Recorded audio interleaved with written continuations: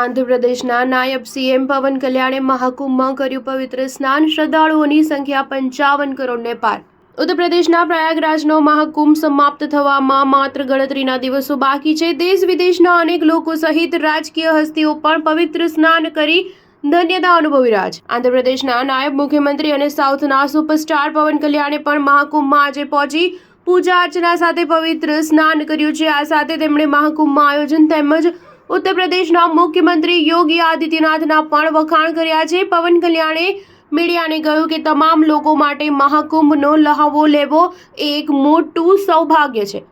આપણી ભાષા અલગ હોઈ શકે છે, પરંતુ કલ્ચર અલગ હોઈ શકે છે. આપણા રીત રિવાજો જુદા હોઈ શકે છે, પરંતુ આપણા બધાનો ધર્મ એક છે.